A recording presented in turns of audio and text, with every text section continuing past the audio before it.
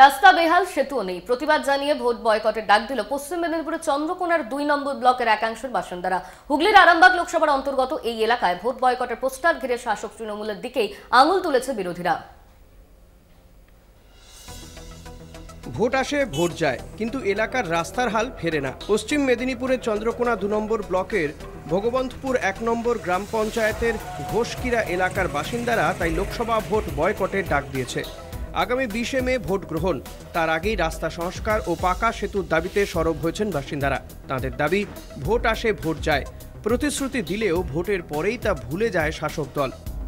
ঘোষকিরা থেকে শীর্ষা পর্যন্ত প্রায় 6 কিলোমিটার দীর্ঘ রাস্তার ওপর 10 থেকে 12টি গ্রামের মানুষ নির্ভরশীল। বর্ষায় তা ব্যবহারের অযোগ্য, এমনই দাবি স্থানীয়দের। এই ঘোষকিরা গ্রাম বা ওই কেশারের পোল থেকে ওই যে নদী বা রাস্তা দীর্ঘ প্রায় 40 বছর হবে। কোনো রাজনৈতিক দল আমাদেরকে প্রতিশ্রুতি দেয় বা কাজে কিছু করে না। আমরা গ্রামবাসীরা ঠিক করেছি এবারে কোনো ভোট দেবো নি, আর কোনো পঞ্চায়েতের সঙ্গে যোগাযোগই রাখবো নি আমরা। কোনো রাজনৈতিক দলের পক্ষ থেকে না, কোনো গ্রামবাসীদের পক্ষ থেকে, কোনো রাজনৈতিক দলের পক্ষ থেকে নয়।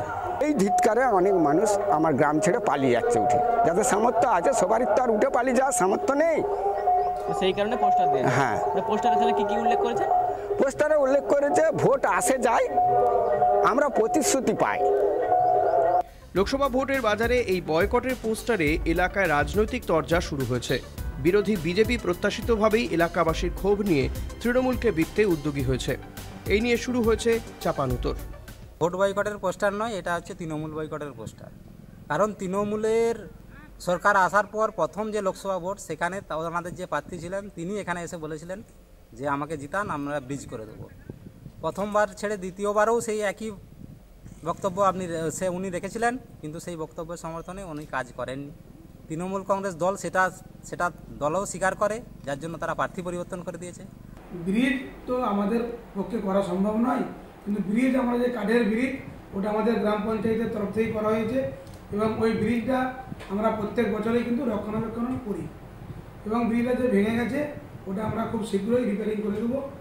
আর রাস্তাটা মানে প্রায় 2 কিলোমিটার রাস্তাটা দৈর্ঘ্য, তো ওই রাস্তাটা আবার 2টি গ্রাম পঞ্চায়েতের আন্ডারে পড়ছে। তো তাই ওই রাস্তাটার ব্যাপার নিয়ে আমরা বিডিও অফিস এবং জেলাতে জানিয়েছি। শাসকের তরফে ফের প্রতিশ্রুতি দেওয়া হলেও ভোটের মুখে অস্বস্তি এড়াতে পারছে না তৃণমূল। অন্যদিকে বাসিন্দাদের ক্ষোভকে ভোট মেশিনে টেনে নিয়ে যেতে মরিয়া বিজেপিও। চন্দ্রকোনা থেকে মধুসূদন ভট্টাচার্যের রিপোর্ট, কলকাতা টিভি।